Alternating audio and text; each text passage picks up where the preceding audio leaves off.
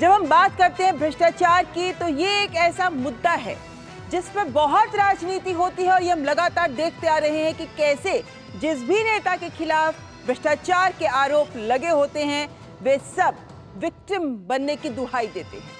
लेकिन हाल फिलहाल हमने ये भी देखा कि किस तरीके से बड़ी बड़ी पार्टियों के बड़े बड़े नेता हैं जिन पर कानून का शिकंजा कसता नजर आया है, क्योंकि केंद्र सरकार अगर भ्रष्टाचार की बात करें तो इस पर जीरो टॉलरेंस की नीति लेकर आगे बढ़ती नजर आ रही है। हेमंत सोरेन पर भी ईडी का शिकंजा कस रहा है। आज महत्वपूर्ण बैठक तो उन्होंने की, लेकिन हम जानते हैं कि किस तरीके से समन पर समन ईडी के वो उपस्थित नहीं हुए। लेकिन अब ये संभावना दिख रही है कि शायद वो कल ईडी के समक्ष उपस्थित हो सकते हैं। आज भ्रष्टाचार के खिलाफ केंद्र सरकार जिस तरीके से आगे बढ़ती नजर आ रही है, यही रहेगा हमारा आज की चर्चा का मुद्दा। और आपके साथ इस बात को सामने रखने का प्रयास करेंगे कि किस तरीके से प्रवर्तन निदेशालय के अधिकार हैं, कैसे जांच आगे बढ़ाई जाती है और क्या कुछ तकनीकी पहलू है जिन पर गौर किया जाना जरूरी है। लेकिन आइए शुरुआत करते हैं हेडलाइंस के साथ। झारखंड के मुख्यमंत्री हेमंत सोरेन और बिहार के पूर्व उप मुख्यमंत्री तेजस्वी यादव पर ईडी ने कसा शिकंजा। भाजपा ने कहा कानून से ऊपर कोई नहीं। संसद के बजट सत्र से पहले रक्षा मंत्री राजनाथ सिंह की अध्यक्षता में हुई सर्वदलीय बैठक। सदन के सुचारू संचालन पर हुई चर्चा। सत्र से पहले बड़ा फैसला, सभी निलंबित सांसदों का निलंबन होगा रद्द।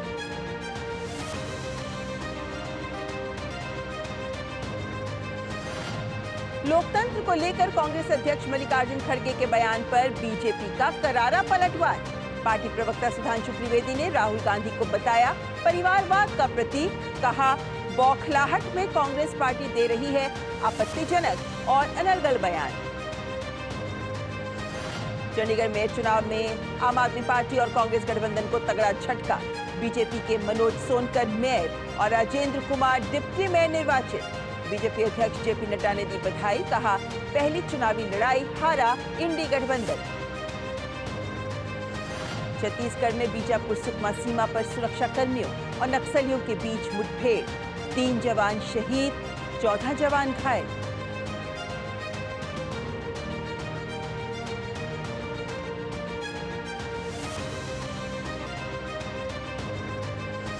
केरल में बीजेपी नेता रंजीत श्रीनिवासन की हत्या के मामले में स्थानीय अदालत ने पीएफआई से जुड़े 15 लोगों को दी सजाए मौत। केरल बीजेपी ओबीसी मोर्चा के सचिव रंजीत श्रीनिवासन की 19 दिसंबर 2021 को बेरहमी से की गई थी हत्या।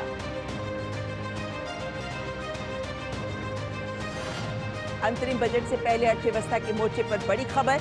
अंतर्राष्ट्रीय मुद्रा कोष ने 2023-24 में भारत की विकास दर का अनुमान बढ़ाकर 6.7% किया।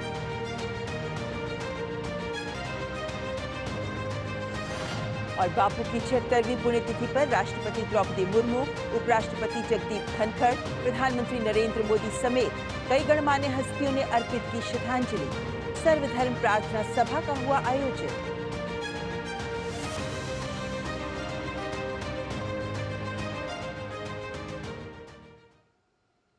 और आइए शुरुआत करते हैं भ्रष्टाचार के ही मसले से, क्योंकि भ्रष्टाचार देश की व्यवस्था को खोखला कर देता है और इसीलिए केंद्र सरकार भी लगातार भ्रष्टाचार पर वार करती रही है।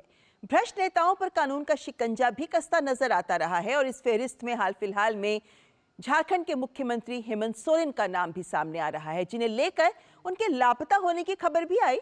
लेकिन आज हेमंत सोरेन ने रांची में विधायकों की बैठक की, जिसमें उनकी पत्नी भी शामिल हुई। जेएमएम की ओर से कहा जा रहा है कि वे बुधवार को ईडी के समन पर जवाब देने के लिए उपलब्ध रहेंगे, लेकिन समन को लेकर हाजिर ना होने को लेकर भाजपा सोरेन पर हमलावर है। केंद्र सरकार भ्रष्टाचार पर लगातार वार कर रही है। मोदी सरकार की भ्रष्टाचार के प्रति जीरो टॉलरेंस की नीति रही है। यही वजह है कि घोटाला करने वालों पर प्रवर्तन निदेशालय कार्रवाई कर रहा है। जमीन घोटाले से संबंधित मनी लॉन्ड्रिंग मामले में झारखंड के मुख्यमंत्री पर ईडी लगातार शिकंजा कस रहा है। इस बीच हेमंत सोरेन को लेकर दिल्ली से रांची तक जारी गहमागहमी के बीच झारखंड में मुख्यमंत्री हेमंत सोरेन की अध्यक्षता में रांची में सत्ता पक्ष के मंत्री और विधायकों की बैठक हुई। लापता होने की अटकलों के बीच हेमंत सोरेन सीएम आवास पहुंचे और ये बैठक की। जेएमएम की ओर से कहा जा रहा है कि ईडी के समन पर बुधवार को सीएम जवाब देने के लिए उपलब्ध रहेंगे। उधर मुख्य विपक्षी दल भाजपा ने हेमंत सोरेन पर ईडी के सवालों से बचने के लिए इधर उधर भागने का आरोप लगाया है। 82 संपत्ति ऐसी है जो शिबू सोरेन जी की है, उनकी पत्नी की है, हेमंत सोरेन जी की है, उनकी पत्नी की है, उनके परिवार के लोगों की है, उनके बेटी के है, उनके दामाद के हैं, जो न इनकम टैक्स में उन्होंने शो किया है, न सभी लोग चुनाव लड़ते हैं। चुनाव हलफनामे में जब हम चुनाव लड़ने जाते हैं तो हमारा क्या बैंक अकाउंट है, हमारी क्या संपत्ति है, हमारे बच्चों की क्या संपत्ति है, वो सब देनी पड़ती है। 82 ऐसी संपत्ति है जो कि उन्होंने डिक्लेयर नहीं की है। देश के इतिहास में पहली घटना है कि एक मुख्यमंत्री झारखंड का फरार है, लापता है, और इसलिए लापता है, फरार है कि उन्होंने भ्रष्टाचार को शिष्टाचार बनाने का काम किया था। अपने परिवार और अपने लिए अकूत संपत्ति जमा करने की नीयत और नीति उनकी बनी हुई थी, और जब जांच एजेंसियां उन पर जांच करने के लिए उनको लगातार बुलाने का काम कर रही है तो भागते चल रहे हैं, भागते चल रहे हैं और भागते चले जा रहे हैं। इस मामले पर झारखंड के राज्यपाल सीपी राधाकृष्णन ने कहा कि कोई भी कानून से ऊपर नहीं है। We are also waiting for the CM's response. Nobody is above the law. I am repeatedly telling it.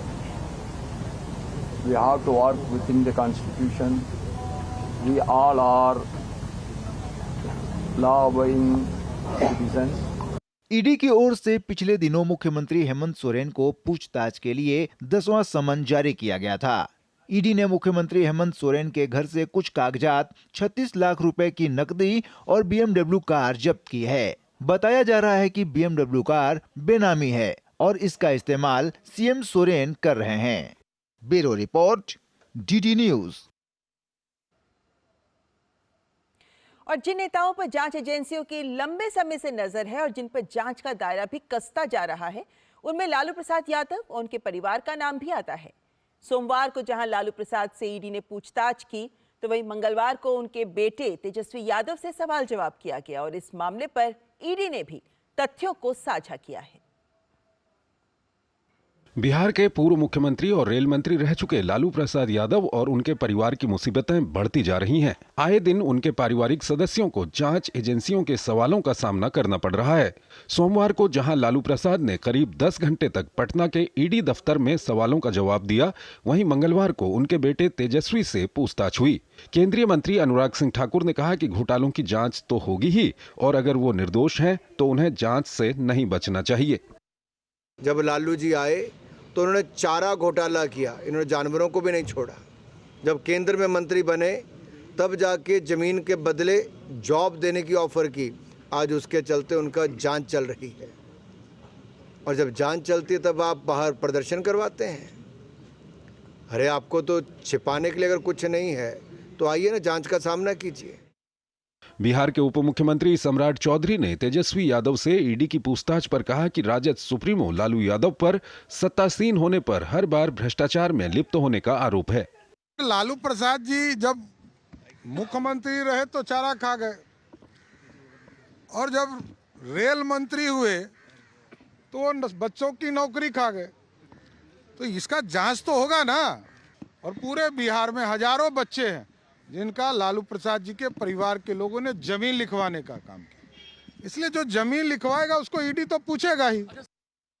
इस बीच ईडी ने एक प्रेस रिलीज जारी की है जिसमें कहा गया है कि पुलिस हिरासत में एक अन्य आरोपी हृदयानंद चौधरी, जो राबड़ी देवी की गौशाला का पूर्व कर्मचारी है, उसने एक उम्मीदवार से संपत्ति अर्जित की थी और बाद में उसे हेमा यादव को हस्तांतरित कर दिया था।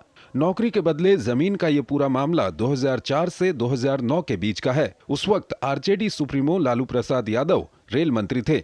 लालू प्रसाद यादव पर आरोप है कि रेल मंत्री रहते हुए उन्होंने बिना विज्ञापन के सरकारी नौकरियां दी। इसके बदले में उन्होंने अभ्यर्थियों से जमीनें अपने नाम लिखवाईं। Bureau report, DD news. तो जाहिर है कि जो जो नेता जिन पर भ्रष्टाचार के मामले बन रहे हैं या जांच चल रही है, उन सब पर कानून का जब शिकंजा कसता है तो शोर भी मचाया जाता है, राजनीति की दुहाई भी दी जाती है। लेकिन इन सब के बीच वास्तविकता क्या है?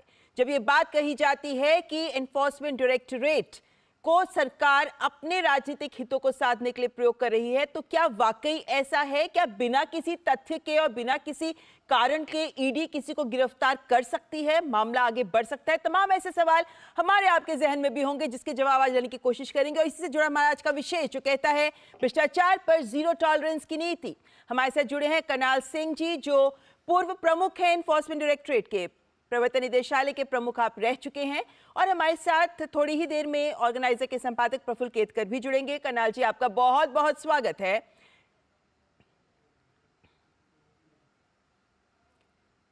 करनाल सिंह जी, आपका बहुत बहुत स्वागत। करनाल सिंह जी, जैसा मैंने अभी कहा कि प्रवर्तन निदेशालय, क्योंकि हमने देखा कि कैसे झारखंड के मुख्यमंत्री हेमंत सोरेन को लेकर समन पर समन दिए जाते रहे, वो उपस्थित नहीं हुए, अभी तक तो उपस्थित नहीं हुए हैं। ऐसे में एक सवाल जो जहन में आता है वो यही कि एनफोर्समेंट डायरेक्टरेट जांच की किस स्तर पे आके समन देता है? अगर हमें पहले ये समझने की जरूरत है कि एनफोर्समेंट डायरेक्टरेट केस कैसे टेकअप करता है। सबसे पहले कहीं कोई दूसरी एजेंसी केस रजिस्टर करती है, जिसको हम शेड्यूल ऑफेंस बोलते हैं। Prevention of money laundering act में जो 3 शेड्यूल हैं, उसमें करीब 29 एक्ट हैं और 160 के करीब सेक्शंस हैं।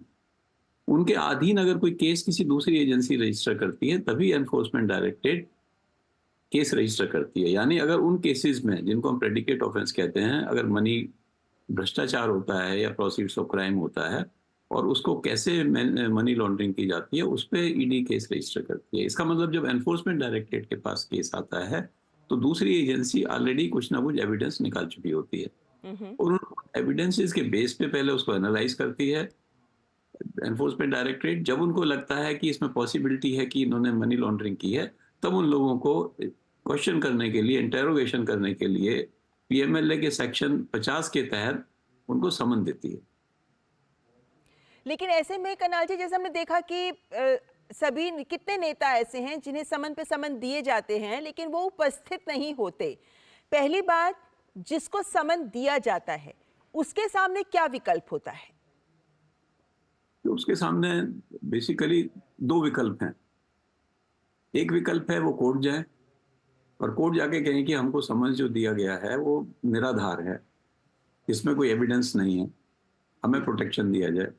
दूसरा है कि वो पेश हो एनफोर्समेंट डायरेक्टरेट के सामने और उनके सवालों का जवाब। जी, तो ऐसे में जब समन देने पर भी कोई उपस्थित नहीं होता, जैसा हम कितने राजनेताओं के संदर्भ में देख रहे हैं, तो ईडी समन पे समन देता है, ये हम देख ही रहे हैं।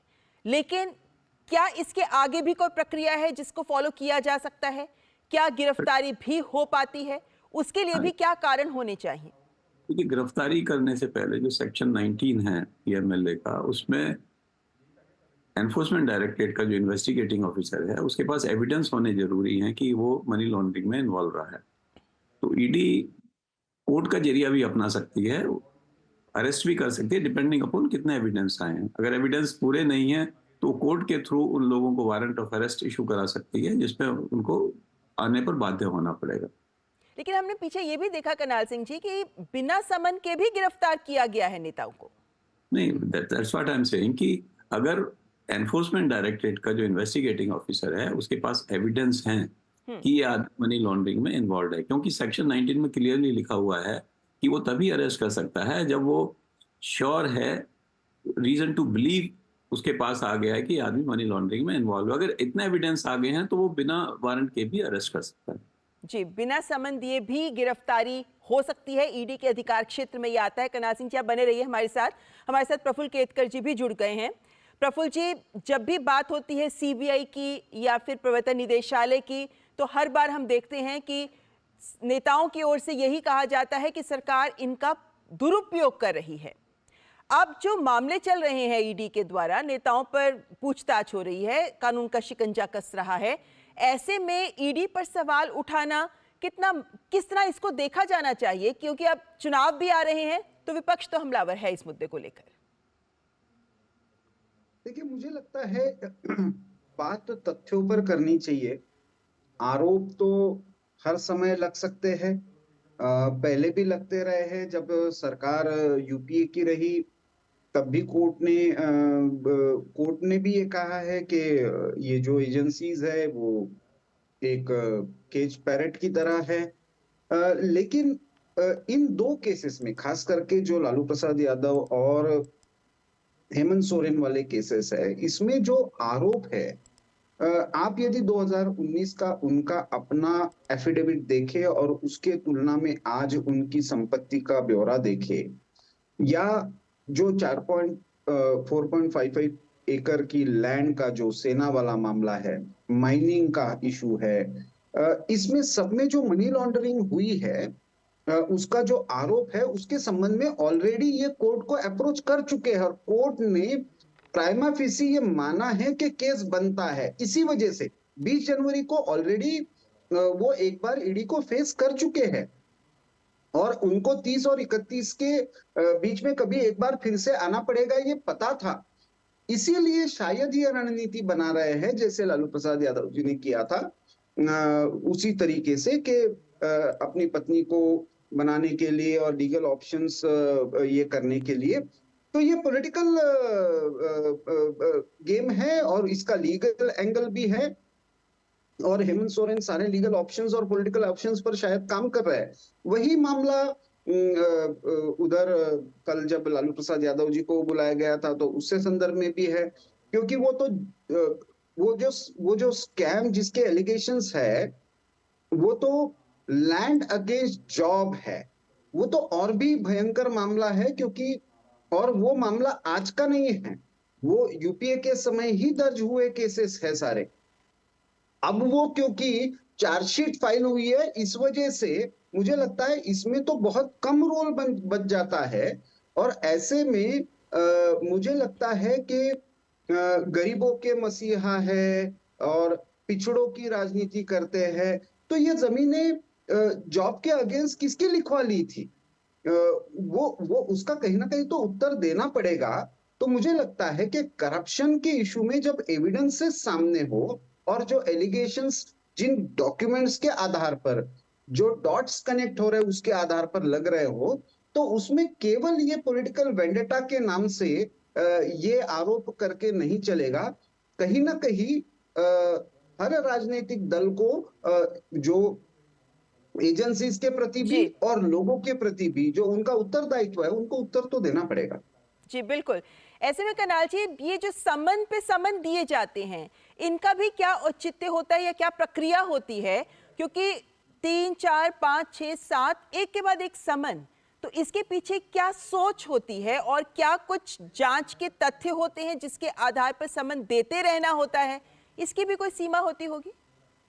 इन्वेस्टिगेटिंग ऑफिसर की ड्यूटी है कि केस को जल्दी से जल्दी इन्वेस्टिगेट करे, और उसको इन्वेस्टिगेशन के लिए जिसको भी इंटरोगेट करना है, जिसको भी क्वेश्चन करना है, उसको जल्दी बुलाने की जरूरत पड़ती है। अगर कोई आदमी एक बार नहीं आता तो फिर सर्टेनली उसको दोबारा समन दिया जाता है, तिबारा समन दिया जाता है, और फिर एनफोर्समेंट डायरेक्टरेट अपनी स्ट्रेटेजी बना सकती है कि इसको समन देना है या हमें कोर्ट में जाना है, या अगर एविडेंस सफिशिएंट है तो उसको अरेस्ट करना है। तो यानी कि ईडी भी कोर्ट में जाकर समन अगर नहीं उपस्थित होता है व्यक्ति, तो गिरफ्तारी के लिए कोर्ट में जा सकती है और गिरफ्तारी हो सकती है। आपने इसको पहले भी समझाया, लेकिन करनाल जी यहाँ पर एक और सवाल समझना चाहते हैं इस बात को लेकर, क्योंकि जब भी ईडी की पूछताछ होती है, जो सवाल पूछे जाते हैं, जो जवाब आते हैं, कानून की नजर में उन सभी को साक्ष्य के रूप में लिया जाता होगा। कानून या अदालतें ईडी के द्वारा जो जवाब, जो भी जांच की जाती है, उसको किस तरह से लेती है और देखती है? कि जो जैसे पुलिस के सामने दिया गया बयान जो है एविडेंस एक्ट के तहत वो एडमिसिबल नहीं है कोर्ट में, लेकिन एनफोर्समेंट डायरेक्टरेट के ऑफिसर के सामने जो बयान दिया गया है वो कोर्ट में एडमिसिबल है। तो जो भी एविडेंसेस कलेक्ट होते हैं इंटरोगेशन के दौरान, जो वो जवाब देते हैं, वो सारे के सारे कोर्ट में एज एविडेंस एडमिसिबल हैं।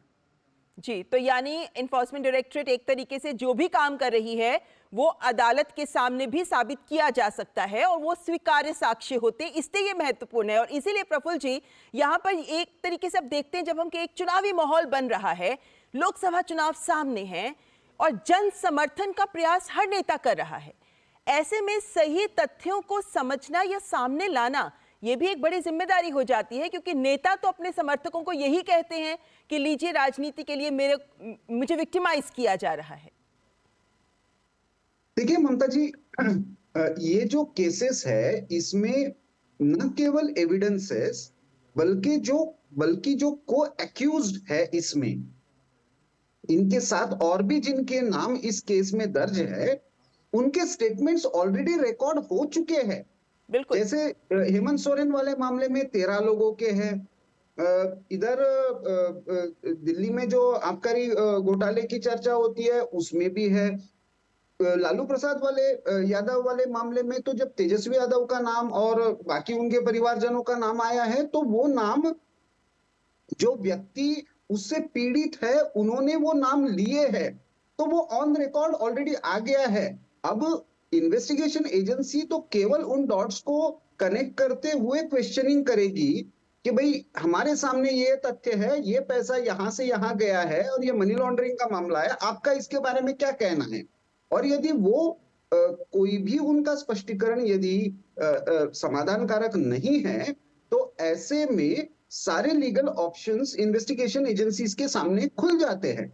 लेकिन लोकतांत्रिक प्रक्रिया में जब हम लोकतंत्र में हैं और रूल ऑफ लॉ है तो ऐसे में हम छोटी सी छोटी घटना में हम देखते हैं कि जब पुलिस कोई समन करती है, किसी इन्वेस्टिगेशन की इसमें बुलाती है तो सामान्य व्यक्ति उपस्थित हो जाता है। ये पॉलिटिकल इसका पैट्रोनेज का एडवांटेज लेते हुए किस तरीके से इस समन्स को नकारना, फिर ये समन ही इलीगल है ये कहना। एक बात ये भी कही जाती रही है कि अमूमन ये देखा जाता है कि विपक्षी दलों के नेताओं के खिलाफ ईडी ज्यादा सक्रियता से काम करती नजर आती है, या यूं कहें कि इसको ज्यादा खबरों में उछाला जाता है। जी, ये आरोप मैंने कहा ना कि ये कनाल जी, आपसे इस पे आखिरी जवाब लूंगी एक बार प्रफुल्ल जी से, संक्षेप में प्रफुल्ल जी। जी देखिए, ये आरोप प्रत्यारोप पॉलिटिकली होते रहे, लेकिन इन केसेस की यदि हम जेनेसिस देखें, केसेस कब रजिस्टर हुए हैं और उसकी आज स्टेज क्या है, तो उसमें हमको ये ध्यान में आता है कि कोर्ट से क्लियरेंस मिलने के बाद ये केसेस आगे बढ़े हैं, तो इसकी स्टेज देखते हुए भी हमको बाकी केसेस से इसको कंपेयर करते हुए देखना होगा। बिल्कुल ठीक। कनाल जी, इस आखिरी आपसे जवाब इसी सवाल का, खासकर की प्राथमिकताएं कैसे तय की जाती हैं ईडी के द्वारा, कौन से नेता हैं जिन पर शिकंजा कसा जा रहा है या किन के ऊपर केस पहले किया जाना चाहिए इत्यादि? ये केवल डिपेंड करता है जो शेड्यूल ऑफेंस है। जैसे मैंने पहले भी बताया कि दूसरी एजेंसी एक केस रजिस्टर करती है जिसमें अगर मनी लॉन्ड्रिंग के क्वांटम ज्यादा नजर आता है, प्रोसीड्स ऑफ क्राइम क्वांटम नजर आता है, तो उस केस को ईडी टेकअप करती है और उस केस को इन्वेस्टिगेशन शुरू करती है। जी बिल्कुल। तो यानी ये समझना जरूरी है, जैसा करनैल सिंह जी आपने हमें बताया है, ये समझना जरूरी है कि तथ्यों के आधार पर जांच की जाती है और मामले पहले से चलते आ रहे हैं जिनके अब परतें और ज्यादा खुल रही हैं, और ये जनता को समझना बहुत जरूरी है। फिलहाल बहुत बहुत शुक्रिया करनैल सिंह जी आपका भी, और प्रफुल्ल जी आपका भी हमारे साथ जुड़ने के लिए। और फिलहाल यहाँ रुकेंगे एक ब्रेक के लिए, आप देखते रहें न्यूज़ नाइट।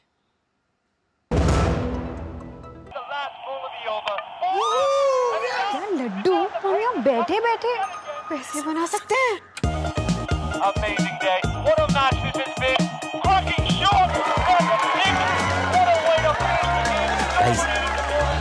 मैं तुम्हारे बिजनेस आइडिया का बड़ा फैन। अब बिजनेस चाहे जो भी, SBI का करंट अकाउंट तो चाहिए ना। SBI करंट अकाउंट से सिंप्लीफाइड बिजनेस ट्रांजैक्शंस और ग्रेट कस्टमर सर्विस। SBI, देश का फैन।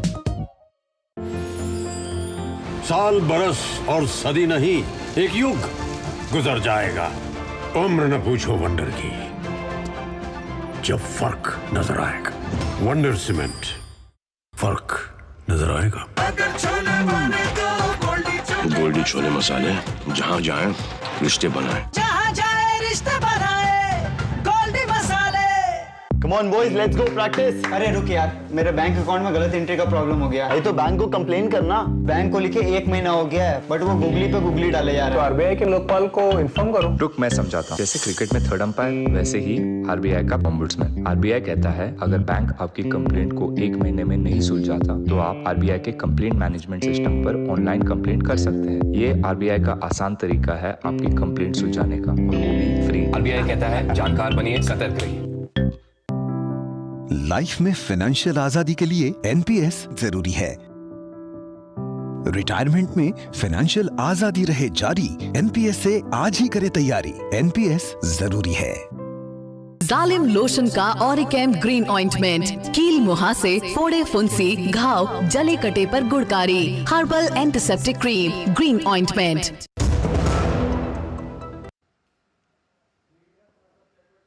और ब्रेक के बाद एक बार फिर आपका स्वागत। और अब बात कांग्रेस पार्टी की, क्योंकि कांग्रेस पार्टी के अध्यक्ष मल्लिकार्जुन खड़गे के ही बयान पर भाजपा ने कहा है कि विधानसभा चुनाव में बुरी तरह हारने के बाद तथाकथित INDI गठबंधन के टूटने से कांग्रेस पार्टी घबराई हुई है और इसी घबराहट के कारण कांग्रेस पार्टी आपत्तिजनक टिप्पणी कर रही है।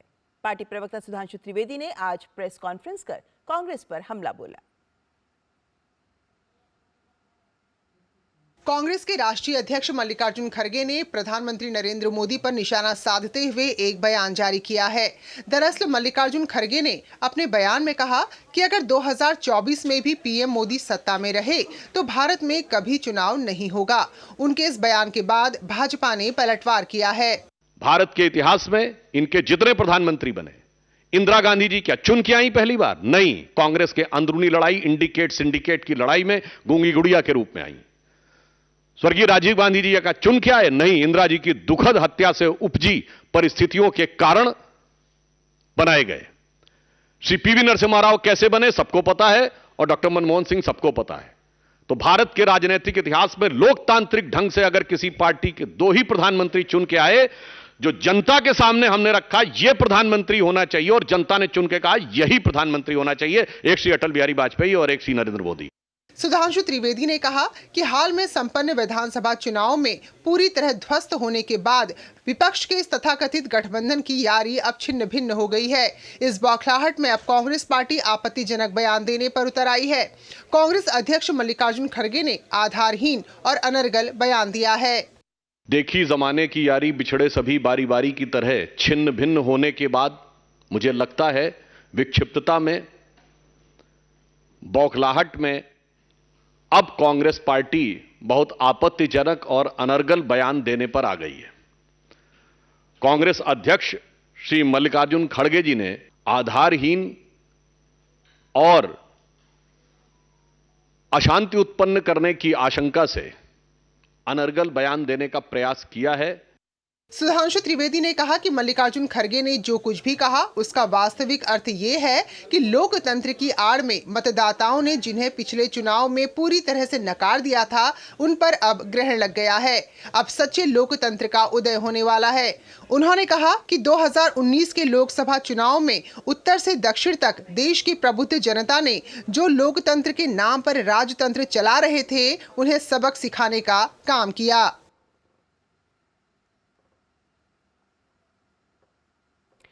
चंडीगढ़ का नया मेयर और डिप्टी मेयर भाजपा का होगा। चंडीगढ़ मेयर चुनाव में आम आदमी पार्टी और कांग्रेस इनके गठबंधन को तगड़ा झटका लगा है। हालांकि हारी हुई पार्टियों के नेता परिणाम को लेकर सवाल उठा रहे हैं। पंजाब के मुख्यमंत्री भगवंत मान ने चुनाव को अलोकतांत्रिक करार दिया तो कांग्रेस ने पंजाब और हरियाणा उच्च न्यायालय का रुख किया है।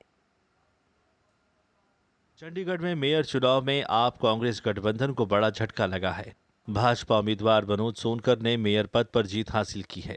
मनोज सोनकर ने 16 वोट हासिल कर जीत दर्ज की। आप कांग्रेस गठबंधन को सिर्फ 12 वोट मिले हैं। 8 वोट अवैध घोषित किए गए हैं। मेयर चुनाव के लिए एक सांसद समेत कुल 35 पार्षदों ने मतदान किया था। भाजपा के राष्ट्रीय अध्यक्ष ने चंडीगढ़ में मेयर पद पर भाजपा प्रत्याशी की जीत पर खुशी जताई है। उन्होंने एक्स पर लिखा, मेयर चुनाव जीतने के लिए भाजपा की चंडीगढ़ इकाई को बधाई। प्रधानमंत्री नरेंद्र मोदी के नेतृत्व में केंद्र शासित प्रदेशों में रिकॉर्ड विकास हुआ है। इंडी गठबंधन ने अपनी पहली चुनावी लड़ाई लड़ी और फिर भी भाजपा से हार गए। यह दर्शाता है कि न तो उनका अंकगणित काम कर रहा है और न ही उनकी केमिस्ट्री काम कर रही है। वहीं पंजाब के मुख्यमंत्री और आप नेता भगवंत मान ने चुनाव पर प्रतिक्रिया देते हुए चुनाव को अलोकतांत्रिक करार दिया है। तो वहीं बीजेपी के राष्ट्रीय महासचिव विनोद तावड़े ने कांग्रेस और आप के गठबंधन पर सवाल खड़े किए हैं। किस तरीके से चंडीगढ़ के मेयर की जो इलेक्शन थी उसको लूटा गया बीजेपी द्वारा, समझ ये नहीं आती। एक छोटे से शहर को अगर ये बर्दाश्त नहीं कर सकते कोई विपक्षी पार्टी जीत जाए, तो 24 की देश की इलेक्शन का क्या होगा? चिंता मुझे इस बात की है कि अपनी हार स्वीकारने का भी एक मनोबल होना चाहिए। इंडिया अलायंस टूट रहा है।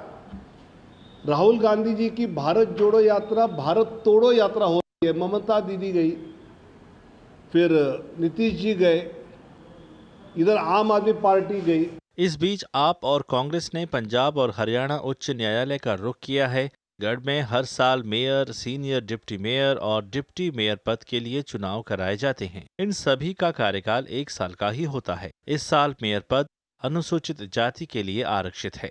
Bureau report, DD news. 31 जनवरी से संसद का बजट सत्र शुरू होने जा रहा है। उससे पहले मंगलवार को आज सर्वदलीय बैठक हुई और इस बैठक में सरकार की ओर से सभी दलों को इस बात का आश्वासन दिया गया कि सभी मुद्दों पर चर्चा की जाएगी। लेकिन वहीं प्रिविलेज समिति ने भी एक अहम निर्णय लेते हुए पिछले संसद सत्र में जितने भी सांसद निलंबित हुए थे उन सभी का निलंबन रद्द करने का फैसला किया है। वे सभी अब संसद सत्र में, बजट सत्र में शामिल हो सकते हैं। केंद्र सरकार ने मंगलवार को विभिन्न दलों के नेताओं से कहा कि वो 31 जनवरी से शुरू हो रहे बजट सत्र के दौरान हर मुद्दों पर चर्चा के लिए तैयार हैं। बजट सत्र के मद्देनजर सरकार ने सर्वदलीय बैठक बुलाई थी, जिसमें विभिन्न दलों के नेता शामिल हुए। बैठक में सरकार की तरफ से विपक्षी दल को सत्र के दौरान अहम एजेंडे की जानकारी दी गई।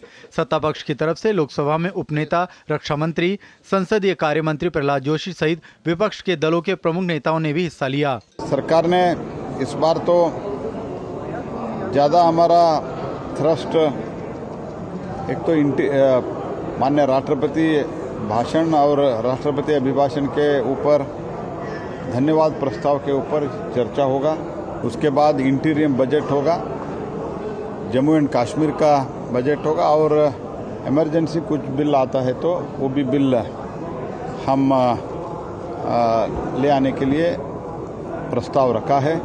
और जो चर्चा स्पीकर और चेयरमैन अनुमति देगा प्रोसीजर के आधार पर, रूल्स के आधार पर, वो चर्चा के लिए सरकार तैयार है। सभी मुद्दे पर चर्चा के लिए सरकार तैयार है, लेकिन सुचारू रूप से सदन चलना है। हमने ये भी निवेदन किया है कि कृपया जो प्लेकार्ड लेके, तटिया लेके अंदर नहीं आना चाहिए। कांग्रेस सहित विपक्षी दलों ने सत्र के दौरान कई मुद्दों को उठाने की बात कही।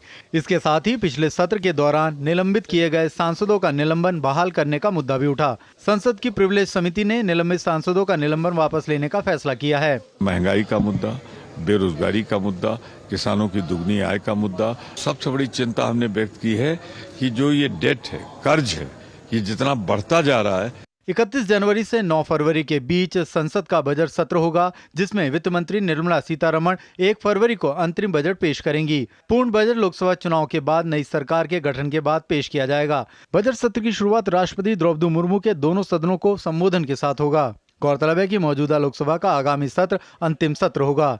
शैलेंद्र मिश्र, डीडी न्यूज। अंतरिम बजट पेश होने से पहले अंतरराष्ट्रीय नजरिए से देखें तो भारत के लिए एक बड़ी खबर आई है। अंतरराष्ट्रीय मुद्रा कोष के मुताबिक दुनिया में भारत सबसे तेज गति से आर्थिक विकास कर रहा है। IMF ने अनुमान जताया है कि 2023-24 में भारत 6.5% की जगह 6.7% की दर से विकास करेगा। मंगलवार को IMF ने वर्ल्ड इकोनॉमिक आउटलुक रिपोर्ट जारी की, जिसके मुताबिक भारत में विकास दर 2024 और 2025 दोनों में 6.5% मजबूत रहने का अनुमान है, जिसमें अक्टूबर के महीने से दोनों वर्षों के लिए 0.2 प्रतिशत पॉइंट की बढ़ोतरी होगी, जो घरेलू मांग में लचीलेपन को दर्शाता है। इसके अलावा आईएमएफ ने वैश्विक विकास दर में भी बढ़ोतरी का अनुमान जताया है। एजेंसी के मुताबिक 2023-24 में वैश्विक विकास दर 3.1%, तो वहीं 2025 में 3.2% रहने का अनुमान जताया गया है। गौरतलब है कि सोमवार को वित्त मंत्रालय ने भारतीय अर्थव्यवस्था को लेकर एक रिपोर्ट जारी करते हुए बताया कि 2023-24 लगातार तीसरा वर्ष है जब भारत का आर्थिक विकास दर 7% से ज्यादा रहा है, जबकि वैश्विक अर्थव्यवस्था को 3% के दर से भी विकास करने के लिए जूझना पड़ रहा है। तो भारत के लिए एक अच्छी खबर, क्योंकि आईएमएफ ने भारत की अर्थव्यवस्था को लेकर सकारात्मक तस्वीर प्रस्तुत की है। इस पर बात करने के लिए हमारे साथ जुड़े हैं डॉक्टर अनिल कुमार और प्रोफेसर हैं वाणिज्य विभाग, दिल्ली स्कूल ऑफ इकोनॉमिक्स के। प्रोफेसर साहब, आपका बहुत बहुत स्वागत। और सबसे पहले आपकी प्रतिक्रिया, क्योंकि जब भी ऐसी कोई खबर आती है खासतौर पर अंतर्राष्ट्रीय स्तर से, तो जाहिर है कि देश के लिए गौरवान्वित होने वाली खबर, खासकर तब जब हमारा बजट भी प्रस्तुत होने वाला है। हालांकि ये अंतरिम बजट है, लेकिन फिर भी महत्वपूर्ण। बिल्कुल, आईएमएफ की रिपोर्ट भी ये बात को बताती है कि भारत आज सबसे तेज गति से विकास करने वाला एक बड़ी अर्थव्यवस्था है। और ये बात सिर्फ अभी इसी रिपोर्ट में साफ नहीं होती, पिछले 6 महीने से ये रिपोर्ट में, चाहे वो वर्ल्ड बैंक की रिपोर्ट हो या आईएमएफ की रिपोर्ट हो, उन्होंने बिल्कुल साफ तौर पर बोला है कि जो भारतीय अर्थव्यवस्था है वो पूरे वैश्विक अर्थव्यवस्था में एक ब्राइट स्टार के रूप में सामने आई है। आज हम देखते हैं कि भारत में चहुमुखा विकास हमें देखने को मिलता है, और वो नतीजा है जो भारत में स्टेबिलिटी है, जो मैक्रो इकोनॉमिक रिफॉर्म्स पिछले 5 सालों में किए गए, कैपेक्स के अंदर जो कैपिटल एक्सपेंडिचर है उसको बढ़ावा दिया गया, गवर्नमेंट स्पेंडिंग को बढ़ावा दिया गया, इंफ्रास्ट्रक्चर के ऊपर जोर दिया गया। और इन सब के साथ साथ जो भारत में आज हम देख रहे हैं विकास, वो एक इंक्लूसिव विकास है। उसमें समाज के हर वर्ग को, हर गरीब तबके को, सबको वेलफेयर स्कीम के साथ जोड़ के डेवलपमेंट में, विकास में भागीदार बनाया गया है। आज जो भारतीय अर्थव्यवस्था है वो पूरी दुनिया के सामने एक मिसाल है। यहाँ पर हमारी जो मॉनेटरी पॉलिसी है उसकी भी हमें दाद देनी पड़ेगी कि आरबीआई ने जिस ढंग से इन्फ्लेशन को कंट्रोल रखा है और उसके साथ साथ जो इंटरेस्ट रेट बढ़ाया धीरे धीरे करके, वो भी एक काबिले तारीफ है। ऐसे में प्रोफेसर साहब, जो हमारे मंत्रालय की ओर से भी जो कल रिपोर्ट आई, इकोनॉमिक रिव्यू की रिपोर्ट आई, सीईए ने बहुत स्पष्ट शब्दों में बिंदुवार तरीके से उस रिपोर्ट में क्लियर किया है कि भारत की अर्थव्यवस्था की स्थिति कैसी है। क्या हम ये मान सकते हैं कि जो आईएमएफ कह रहा है उसके साथ कॉरेस्पॉन्ड करती है ये रिपोर्ट भी? और कौन से ऐसे पहलू हैं, आपने कई मुद्दे गिनाए, कई बिंदु गिनाए हैं जिन पर सरकार काम कर रही है, जिसकी वजह से ये एक सोच सामने आई है, आईएमएफ ने सराहना की है। लेकिन जो वृद्धि दर की बात हो रही है कि लगातार 3 साल तक 7% और अब आने वाले सालों में इसके और बढ़ने की संभावना, कितना मजबूत आधार इस सोच के पीछे? इसमें जो आधारभूत जो भारतीय अर्थव्यवस्था का है काफी मजबूत है, और उसमें साथ साथ जो बैंकिंग सेक्टर है उसका भी अपना योगदान है, जो हमारा एक फाइनेंशियल स्ट्रक्चर बनाओ आज वो काबिले तारीफ होने के साथ साथ जितने भी इकोसिस्टम है, स्टार्टअप का ecosystem 3rd largest in the world, और हमारे साथ साथ जो प्रोडक्शन में, मैन्युफैक्चरिंग सेक्टर में जिस हिसाब से हम आगे विकास कर रहे हैं, आज हमारा मैन्युफैक्चरिंग सेक्टर में शेयर तकरीबन 17%, जो किसी टाइम में 11% होता था। और जो भी आज हम जितना भी गवर्नमेंट स्पेंडिंग हो रही है इंफ्रास्ट्रक्चर में, उसका मल्टीप्लायर इफेक्ट होता है, और उससे हमारा जितना हम पैसा खर्च करते हैं उससे कई गुना, 2.5 से 3 गुना हम उसका नतीजा देखते हैं अर्थव्यवस्था के विकास के अंदर। तो कुल मिलाकर मेरे को लगता है कि कैपेक्स के साथ साथ जो निजी क्षेत्र है वो भी साथ साथ इन्वेस्टमेंट कर रहा है, और आज जो हम विकास देख रहे हैं वो विकास एक कंजम्पशन जो डिमांड है वो डिमांड भी सामने बढ़ रही है, चाहे वो ग्रामीण क्षेत्रों की विकास में की डिमांड हो या मांग वो शहरी क्षेत्रों में। तो मेरे को लगता है कि कुल मिलाकर एक बहुत अच्छी तस्वीर, जो अभी पीछे कल हमारा इकोनॉमिक आउटलुक आया, हमारा चीफ इकोनॉमिक एडवाइजर ने पूरा एक पिक्चर प्रेजेंट की। जी बिल्कुल, लेकिन ऐसे में प्रोफेसर साहब, अब चूंकि आईएमएफ ने भी सराहना की है और आउटलुक को बेहतर कर दिया है, और सीए की ओर से भी जो रिपोर्ट आई है सकारात्मक, ऐसे में अब जो कि बजट प्रस्तुत होने जा रहा है उसको लेकर एक संक्षिप्त प्रतिक्रिया, एक संक्षिप्त कमेंट आपकी ओर से। देखिए, बजट तो ये अंतरिम बजट होने वाला है, तो इसमें ज्यादा आप अनाउंसमेंट को मेरे को लगता है कि नहीं करना चाहिए। लेकिन मेरे को साथ में ये भी लगता है कि कुछ जो वर्ग जो रह गए थे, जिनको कुछ फायदा की उम्मीद है, मेरे को लगता है इस बजट में खास करके अगर मैं कुछ सेक्टर्स की बात करूं, उसमें ईवी सेक्टर को बढ़ावा देने की बात है, उसका एक इंफ्रास्ट्रक्चर डेवलप करने की बात है। और सोलर सेक्टर में आज हम बात करते हैं क्लाइमेट चेंज, क्लाइमेट कंट्रोल की, आज हम बात करते हैं ग्रीन इन्वेस्टमेंट की, तो मेरे को लगता है इस बजट में सोलर इन्वेस्टमेंट्स के ऊपर भी कुछ ना कुछ उसके अंदर बढ़ावा होगा। और जो ऑलरेडी जो हमारी स्कीम्स चल रही हैं, उसमें PLI स्कीम है, वो एक महत्वपूर्ण स्कीम है। और साथ एक बात और मैं बोलना चाहूंगा कि जो हमारी डायरेक्ट टैक्स बेनिफिट हम जो मैन्युफैक्चरिंग सेक्टर को देते आए हैं अभी तक, पिछले 5 सालों से दे रहे हैं, उसका नतीजा हम देख रहे हैं कि हमारी मैन्युफैक्चरिंग बढ़ रही है। तो मेरे को लगता है वो उसकी मियाद 31 मार्च को खत्म होने वाली है। तो ऐसे कुछ महत्वपूर्ण निर्णय सरकार की ओर से लिए जा सकते हैं। और वैसे भी चाहिए इंटरिम बजट है, लेकिन प्रोफेसर साहब ये तो मान सकते हैं कि सरकार अपना विजन जरूर सामने रखेगी इसमें, और उस पर सबकी नजर रहेगी। फिलहाल बहुत बहुत शुक्रिया हमारे साथ जुड़ने के लिए। और फिलहाल यह वक्त चला एक ब्रेक का, आप देखते रहें न्यूज़ नाइट।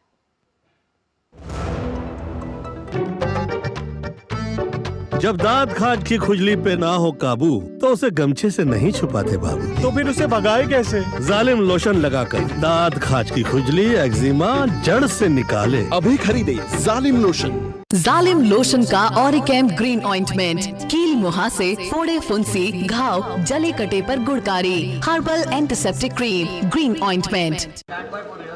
यारो, शादी तो मैं प्रीति से ही करूँगा। कॉलेज टॉप करके अच्छी सी नौकरी लूंगा, झट से प्रीति को प्रपोज कर दूंगा, और फैमिली हॉलिडे स्पेन में। वाह यार, मैं तेरी प्लानिंग का बड़ा फैन। तू आज ही SBI में अपना सेविंग्स अकाउंट ओपन कर ले और अपने स्पेन हॉलिडे की सेविंग शुरू कर दे। SBI सेविंग्स अकाउंट के साथ पाइए सेफ, सिक्योर, कन्वीनियंट बैंकिंग और ग्रेट कस्टमर सर्विस। SBI, देश का फैन। साल, बरस और सदी नहीं, एक युग गुजर जाएगा। उम्र न पूछो वंडर की, जब फर्क नजर आएगा। वंडर सीमेंट, फर्क नजर आएगा। अरे भाई, तुम्हें तो बहुत खांसी आ रही है। चलो, पास में ही आयुष्मान आरोग्य मंदिर है, दिखा दूं। जांच और उपचार दोनों मुफ्त हो जाएगा। और अगर कुछ बड़ा निकल गया तो आयुष्मान कार्ड है ना, 5 लाख तक मुफ्त उपचार कहीं भी कभी भी। मोदी जी की गारंटी है ये। तेरे पापा मेरे सामने ही बनवाए थे कार्ड। और बताऊं, मोदी जी ने प्रधानमंत्री भारतीय जन औषधि केंद्र खुलवाकर महंगी दवाइयों से मुक्ति दिला दी है हम सबको। यहाँ दवाइयाँ सस्ती और अच्छी मिलती हैं। ये तो जानता हूँ, पापा भी वहीं से दवाई लेते हैं। देखा, सबको उत्तम स्वास्थ्य सेवा सुविधा देने की मोदी जी की गारंटी। करोड़ों लोग लाभ ले रहे हैं, आओ हम भी लें। मोदी की गारंटी यानी हर गारंटी पूरा होने की गारंटी। महंगे इलाज की छुट्टी, मोदी की गारंटी। लाइफ में फाइनेंशियल आजादी के लिए NPS जरूरी है। रिटायरमेंट में फाइनेंशियल आजादी रहे जारी, NPS से आज ही करें तैयारी। NPS जरूरी है।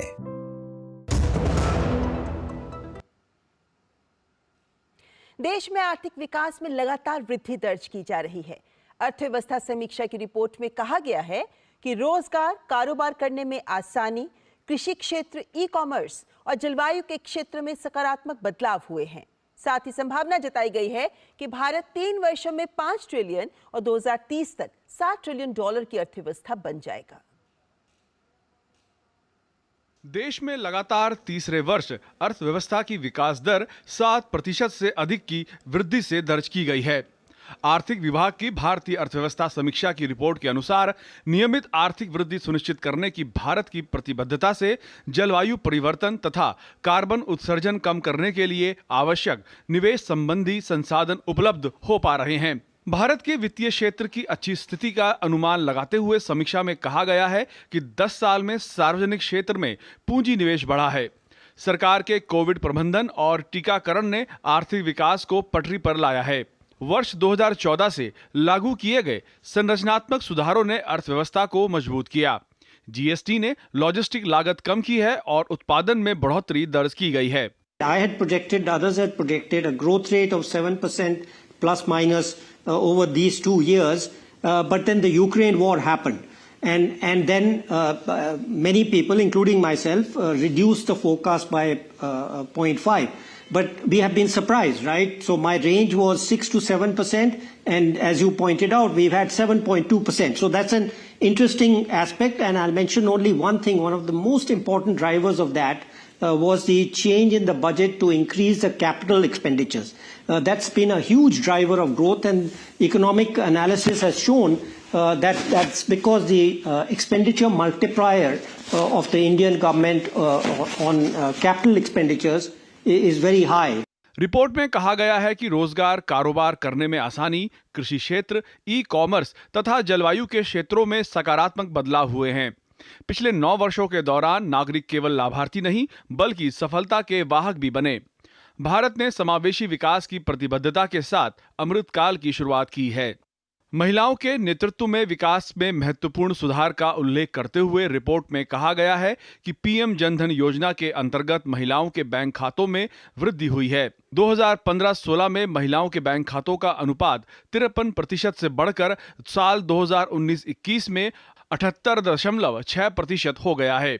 महिला श्रमिकों की भागीदारी 2017-18 में 23.3% से बढ़कर वर्ष 2022-23 में 37% हो गई है। महिलाओं की शिक्षा स्तर में भी सुधार हुआ है।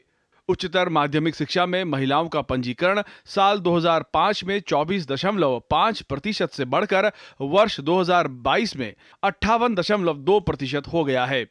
भारत की मजबूत डिजिटल बुनियादी ढांचे के बारे में रिपोर्ट में कहा गया है कि प्रमाणीकरण तंत्र में बदलाव होने से ई-केवाईसी की लागत 1000 रुपए से घटकर 5 रुपए हो गई है।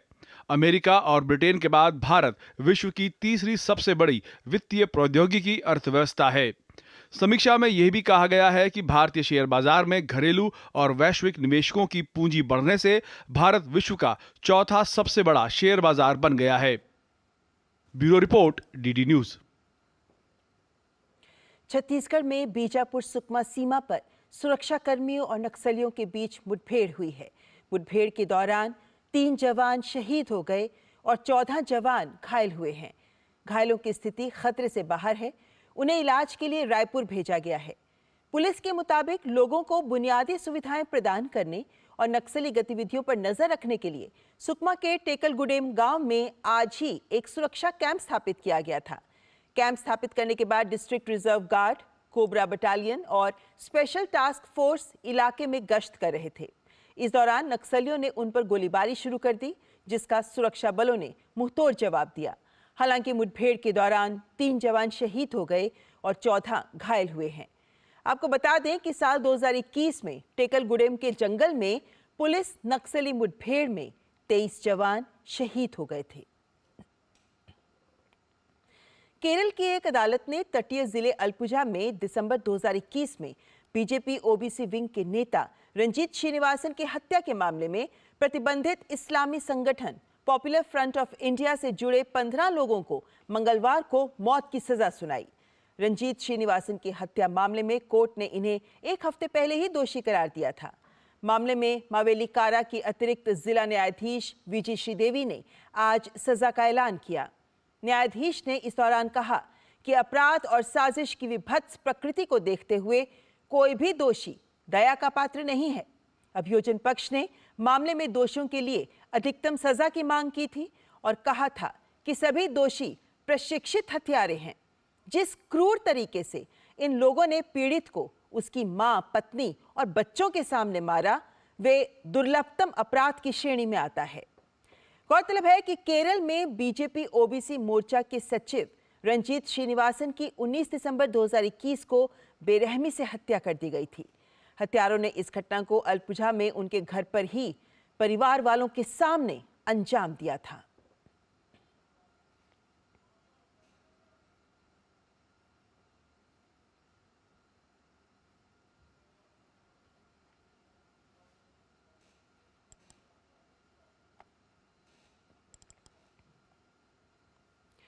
सोमाली समुद्री डाकुओं के खिलाफ भारतीय नौसेना की कार्रवाई जारी है।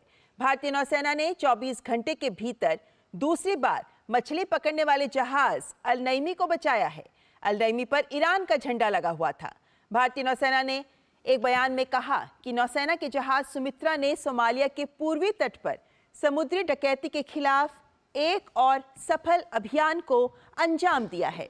भारतीय नौसेना ने मछली पकड़ने वाले जहाज अल नईमी और उसके चालक दल को 11 सोमाली समुद्री लुटेरों से बचाया और इस जहाज पर 19 पाकिस्तानी नागरिक भी सवार थे।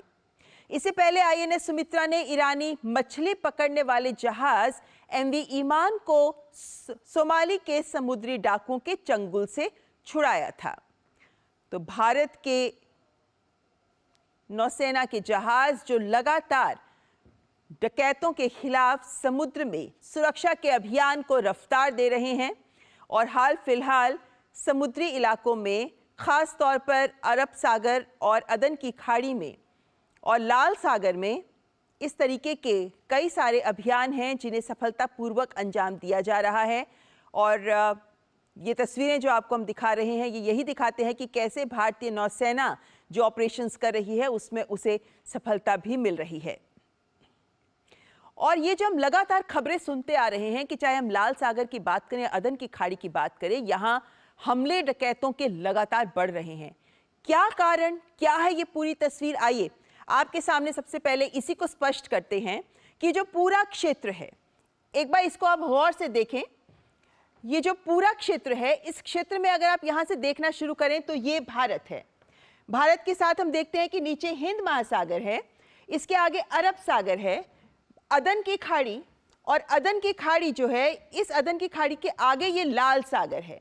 अगर आप इसको थोड़ा करीब से देखें, मैं चाहूंगी कि इसको आप जूम इन करें और फिर आप दिखाएं। ये जो अदन की खाड़ी है, इस अदन की खाड़ी और लाल सागर के बाद स्वेज नहर के माध्यम से भूमध्य सागर तक हमारी पहुंच सुनिश्चित हो पाती है, जिसके बाद आगे यूरोप तक का रास्ता हम तय कर पाते हैं। ये समझने वाली बात है कि ये रास्ता हमारे लिए बेहद महत्वपूर्ण हो जाता है, क्योंकि यहाँ भारत हिंद महासागर और भारत को अगर व्यापार करना है तो ये रास्ता पूरा बहुत महत्वपूर्ण है। यहाँ आपको ये भी बताना चाहेंगे, जो हम हमलों की बात कर रहे हैं, यमन के जो हूती विद्रोही हैं, इनके खिलाफ यही है जो लाल सागर में ड्रोन अटैक कर रहे हैं, जिसकी वजह से यहां से व्यापार बाधित हो रहा है। हालांकि इन हूती विद्रोहियों के खिलाफ अमेरिका और ब्रिटेन जैसे बड़े देश कार्रवाई कर रहे हैं, लेकिन इसकी वजह से ये पूरा जो रास्ता है व्यापार का, ये बाधित हो रहा है। वहीं दूसरी ओर सोमालिया के जो डकैत हैं वो भी इस पूरे क्षेत्र में हमले कर रहे हैं और अपहरण कर रहे हैं जहाजों का लूट के लिए। और एक रिपोर्ट जो इंटरनेशनल ओशन ब्यूरो की रिपोर्ट है, वो ये भी बताती है कि किस तरीके से इस पूरे क्षेत्र में पिछले साल की हम बात करते हैं 2023 की, तो 10% इन हमलों में वृद्धि हुई है। आगे बढ़ें तो इसकी जो महत्ता की बात कर रहे हैं इस ट्रेड रूट की, लाल सागर की, तो इसका कुछ छोटे आंकड़े आपके सामने कि ये जो लाल सागर है ये इसलिए महत्वपूर्ण है कि इसमें वैश्विक समुद्री व्यापार का 14% यहीं से होता है। तेल परिवहन का प्रमुख परिवहन स्रोत है ये। प्रतिदिन 5.5 मिलियन बैरल कच्चा तेल इसी लाल सागर से होकर गुजरता है, इसीलिए इसकी महत्ता बहुत बढ़ जाती है। अब आपके सामने भारत के लिए क्यों महत्वपूर्ण है, इसको भी रखना चाहेंगे। अगर आप इस ग्लोब पर करीब से नजर डालें तो आप ये पाते हैं कि यहाँ भारत है, और अगर भारत को यूरोप तक पहुंचना है या पूर्वी अमेरिका तक पहुंचना है तो उसके लिए छोटा रास्ता बनेगा कि वो सीधा यहाँ से भारत जो है वो यहाँ से अरब सागर से होते हुए, अदन की खाड़ी से होते हुए, लाल सागर से होते हुए, स्वेज नहर से होते हुए यूरोप तक पहुंचे और पूर्वी अमेरिका तक पहुंचे। लेकिन चूंकि ये रास्ता बाधित हो रहा है, इसलिए इस समय बहुत सारे कंपनियां ऐसी हैं जो यहाँ से व्यापार नहीं कर रही। रास्ता क्या है उनके सामने? उनके सामने रास्ता है पूरा केप ऑफ गुड होप, जो दक्षिण अफ्रीका का कोना, यहाँ से होते हुए वो अमेरिका तक पहुंचे और यहीं से लंबा रास्ता होते हुए वो यूरोप तक पहुंचे, या फिर वो उत्तरी अफ्रीका तक भी इसी बड़े रास्ते को लेकर जाने को मजबूर हो रहे हैं, जिसकी वजह से हो ये रहा है कि खर्च ज्यादा आ रहा है, वक्त ज्यादा लग रहा है, और इसकी वजह से ही जो इन्फ्लेशन है या महंगाई है पूरे विश्व में ये बढ़ती नजर आ रही है, क्योंकि ये जो रास्ता है व्यापार का ये बाधित हो रहा है। और भारत का महत्वपूर्ण रोल इन मायनों में महत्वपूर्ण हो जाता है कि भारत की ओर से इस पूरे क्षेत्र में सुरक्षा के लिए अधिक युद्धपोत हैं, उन्हें तैनात किया गया है। INS सुमित्रा, अगर हम कुछ ऐसे बचाव अभियानों पर नजर डालें, संक्षेप में 29 जनवरी को FV ईरान 17 ईरानी नागरिकों के साथ इस जहाज को बचाया गया। आगे बढ़े तो 30 जनवरी को जबकि 19 पाकिस्तानी नागरिकों वाले अल नईमी इस जहाज को भी यहां बचाया गया। ये INS सुमित्रा के कुछ अभियान जो आपके सामने हम रख रहे हैं। आगे बढ़े तो हम ये भी पाते हैं कि न केवल INS सुमित्रा बल्कि INS विशाखापत्तनम भी है जो इसी काम में लगा हुआ है, सुरक्षा दे रहा है। 27 जनवरी की बात करें तो यहाँ MV मालिन लुआंडा इस जहाज को बचाया गया। 22 भारतीय थे इसमें, बांग्लादेशी नागरिक भी थे इसमें जिनको बचाया गया। 17 जनवरी की बात करें तो MV जेनको पिकार्डी इस जहाज को बचाया गया। 5 जनवरी को देखें तो हम पाते हैं एक लाइब्रेरियाई जहाज को भी बचाया गया। और आगे बढ़े तो हम पाते हैं 23 दिसंबर को भी लाइब्रेरिया के एक जहाज को ही बचाया गया था। ये कुछ एक ऐसे बचाव अभियान जो आपके सामने रखे हैं, लेकिन केवल INS सुमित्रा और INS विशाखापत्तनम ही नहीं, पहले इस पूरे क्षेत्र में लगभग 2 ही ऐसे जहाज थे जो युद्धपोत थे जिनको रखा गया था, लेकिन अब ऐसे 10 से 12 युद्धपोत हैं जिनको भारत ने इस पूरे क्षेत्र में रखा है। समझने वाली बात यह है कि जहां एक और सोमालियाई लुटेरों और हूती विद्रोहियों के ड्रोन अटैक से बचाने के लिए अमेरिका और ब्रिटेन जैसे देश काम कर रहे हैं, तो वहीं दूसरी ओर भारत इस पूरे क्षेत्र में जो सुरक्षा दे रहा है वो सुरक्षा बहुत महत्वपूर्ण अहमियत रखती है, खासकर आज के भू राजनीतिक दौर में। लेकिन ये समस्या ऐसी है जिसका हल निकाला जाना बेहद जरूरी है और मौजूदा दौर को देखते हुए यही मुश्किल लग रहा है। फिलहाल ये रुकेंगे एक ब्रेक के लिए। आप देखते रहें न्यूज़ नाइट।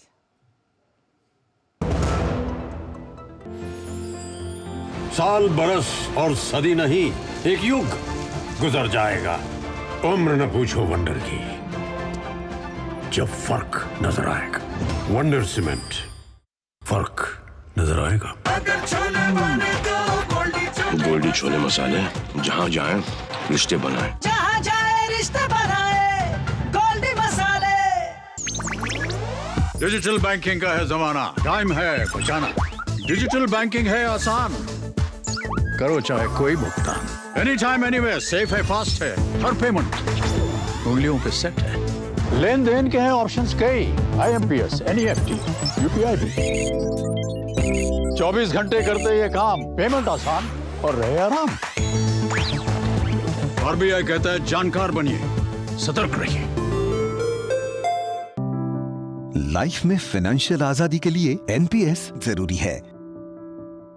रिटायरमेंट में फाइनेंशियल आजादी रहे जारी, NPS से आज ही करे तैयारी। NPS जरूरी है। बापू की 76वीं पुण्यतिथि पर राष्ट्रपति द्रौपदी मुर्मू, उपराष्ट्रपति जगदीप धनखड़, प्रधानमंत्री नरेंद्र मोदी समेत कई गणमान्य हस्तियों ने श्रद्धांजलि अर्पित की। इस अवसर पर सर्वधर्म प्रार्थना सभा का आयोजन किया गया। दिल्ली के 30 जनवरी मार्ग स्थित गांधी स्मृति पहुंच उपराष्ट्रपति और प्रधानमंत्री ने भजन संध्या कार्यक्रम में शिरकत की। इस अवसर पर कलाकारों द्वारा गांधी जी का प्रिय भजन रघुपति राघव राजा राम गाया गया। इस अवसर पर गांधी जी को श्रद्धांजलि स्वरूप 2 मिनट का मौन रखा गया। प्रधानमंत्री ने भजन संध्या में आए बच्चों से मुलाकात भी की।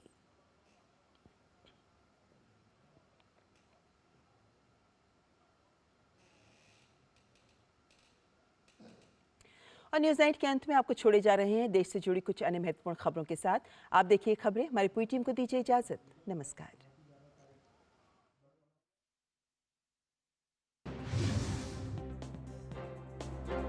नई दिल्ली में Indo American chamber of commerce के विशेष सत्र को संबोधित करते हुए रक्षा मंत्री राजनाथ सिंह ने कहा कि किसी भी उद्योग के विकास के लिए स्थिरता और शांति बेहद अहम है।